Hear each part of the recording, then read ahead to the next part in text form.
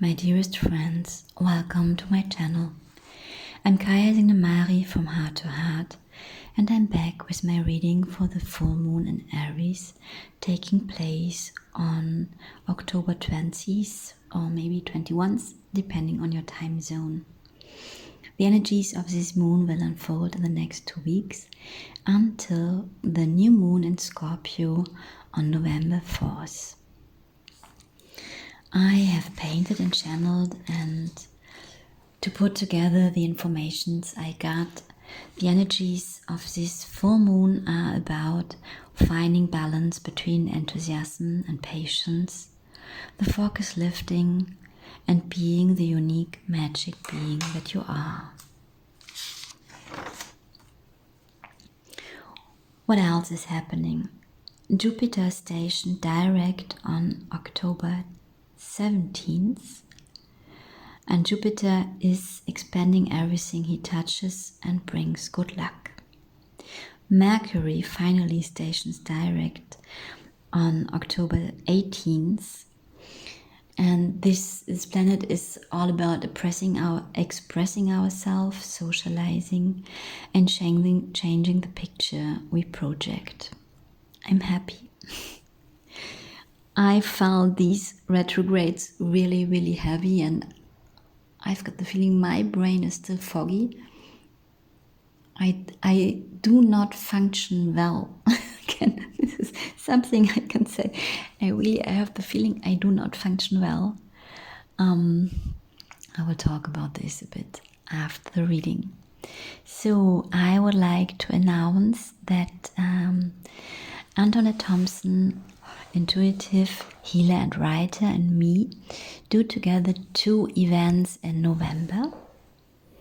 A live reading on the Sunday, the 7th of November, and a wisdom gathering circle on November 14th. We have to figure out the time zones. It will be in Europe in the morning and Australia in the evening, as we have in Europe a time change on October 31st. And you will find the announcements here in the description boxes and on the pages of Antoinette and me on Facebook. And now to come to the reading. Libra and the last new moon has shown us what is not in balance in our lives and inside us. Now, with this full moon in Aries, the wish to go in action comes up. To change immediately what we feel is no longer in order for us. Is it possible to change things inside and outside from one moment to the next? Sometimes yes, even needed. Mostly not. When it gets fast, we prepared it since some time. So, what to do with this energy we are given by the full moon?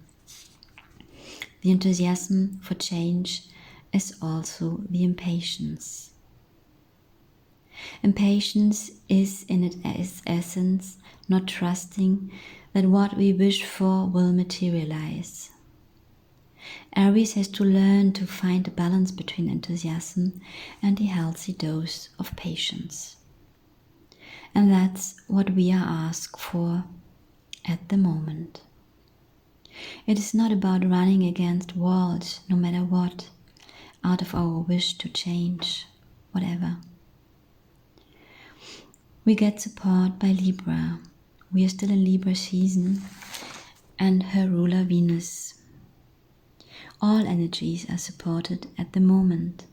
The divine masculine power fired by Mars, the ruler of Aries, as well as the divine female power surrendering to what is, the force of Venus, the ruler of Libra.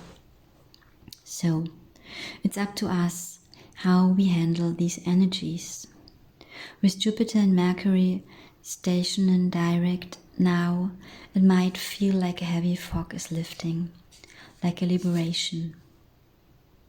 This full moon will highlight what comes to culmination now, in every direction, positive and negative, heavy and light. So we are asked now to really feel in, to go with whatever comes up, to follow the enthusiastic outbursts of power and activity, as well as the moments of surrender and observation. It feels for me like altering between hot and cold, and we have no control over this, as we never have over our emotions. And we have control over what we do with our emotions. The best is always to feel them instantly and as intense as they show up. Aries will help us with that. See them as energy without judging them. Emotions are no bad, just emotions. Let them flow through your systems. Let yourself be cleared of them by letting them flow. I already talked about how toddlers handle emotions, and I talk in this moment about those who are not already deeply traumatized and therefore already in survival mode. So, a toddler can be sad in one moment, he or she cries, then angry in the next moment, shouting, having a tantrum, to be happy some moments later, playing, smiling, as if nothing had happened. That's full flow of emotions. No suppressing, no holding back. Full feeling, full expression. The word clarity is popping up like written capitals as I start to paint. This full moon in combination with Mercury direct brings us back clarity with full power. What seemed to be hidden in the fog of the retrogrades, what we might have already felt but couldn't see and grab fully, will show up, will be revealed under the influence of this full moon, in our private lives as well as on a collective level. This will not always be easy, as we see now so clear what we didn't want to see before, and it will feel uplifting as well. How that? I don't know. I might be surprised by myself. Nothing is fixed. All is in movement. It's another message I get. And what might be truth in one moment can be totally different in the next one. So, on one hand, we are asked to stay flexible and at the same time to take care of our inner balance. When I feel these energies, I get the impression to be pulled in many different directions. Should I do this, or this, or this? Can I believe this, or this, or this? So, ground yourself, stay in your body, honor your body, stay firm on the ground like the Aries in the painting, and listen to your own inner voice, to your own inner compass, to your own inner guidance, your own inner truth. Trust your emotions, your feelings, your gut feeling. Another topic this moon brings us is to embody our divine gifts and talents.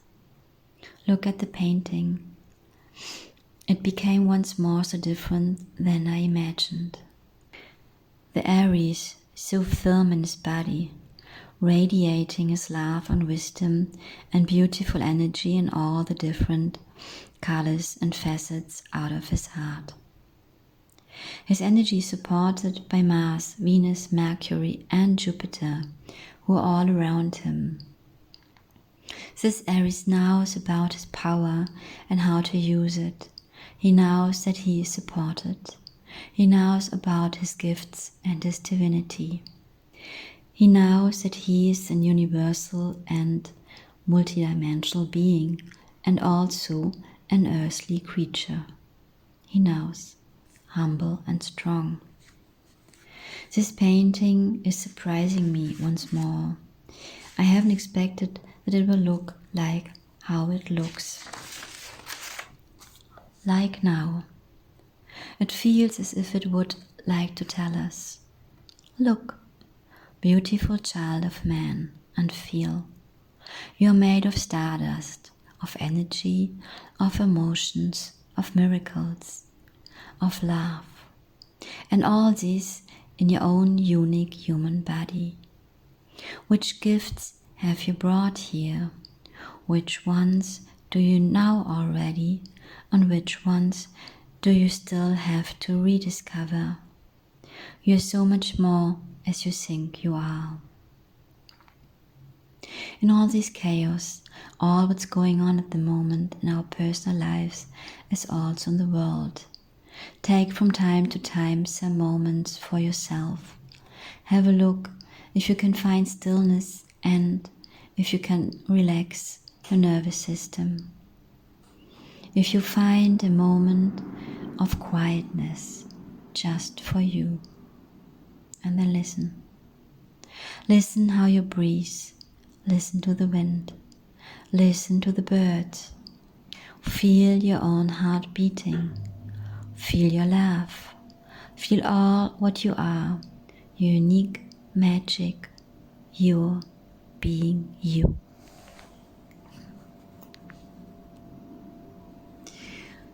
These were the informations I received while I was painting, and I already started last weekend. I wanted to finish the painting, and then I needed simply to relax and doing nothing. I still work on the film project, and if you have listened to my last reading, you know that I was really overworked. We worked so much hours and I didn't sleep enough. And actually it had changed. I don't know. I don't think that it was only me, but I think I did my part to really change the hours we work for everybody as also the hours we can sleep. I'm still exhausted and I feel so clear that this kind of working, not only for me, but I might feel it really strong or stronger than others, is so against our human biological rhythm. And I realized in the last days that yes, I might be privileged to work on the film industry on interesting projects, but that most people on earth work under conditions that are not in balance and harmony and in synchronicity with who we are. So that most of humanity in the world, working people, can't follow their biological rhythm, sleep as long as they need, rest when they need, eat when the body is hungry and not when it's time to eat, because then you have your lunch break or whatever. It is deeply working in me that I, for other reasons as well, as I'm still not vaccinated and I will not get the vaccine, I might not be allowed to work next year in the film industry. And maybe this is just one of a lot of signs that this work is over for me. It might be like this. I don't know it at this moment of time. I know that when I just would follow my body, I just had to quit this work immediately, and I had to say, I'm sorry, but I'm not any longer able to do that. And I'm still too responsible to do that. Whatever that means. So, because this responsibility is not towards me, it is towards a word I've given, a contract I have signed to do this project. And as film projects are always have a beginning and an end, so I know how much weeks I still have to go, and then it's over. This might help as well. And actually, to stay in this project is not at all an act of self-love, to say this clear. I just feel it every day. This might be clarity that has come through. And I see really I have colleagues who can't any longer. I think we are still, or we are all infected, if we are aware or not, of the energies of the transformation of all what's going on. Everybody is infected. Everybody. So everything what's coming on top is really quickly too much. Well, I finished this reading. I will see if it would come out tomorrow with a full moon or some days later. I have surrendered that I have no control over that, as well as I need to sleep, and this is much more important than these readings. Even when my heart hurts to not have the time to make this work, and the other work seems for me, when I see my pure work, the work I do sometimes so senseless. Really, really senseless. And for sure, I know in the meantime that I work on many different levels at the same time, and that it's always perfect, that I'm guided to be on the perfect place in the perfect moment. And obviously, Croatia is a place that is really transforming for me and showing me what is not in order. It's the second time I'm here, and I have big revelations and big moments of clarity that are profound for my life. So I leave you with that. I hope you're doing well. I found it really, really challenging, the time at the moment, and the work I do and all what's going on elsewhere on top. I send you a big hug. Please remind yourself ever and ever again to be as lovingly with yourself as you can. Kind.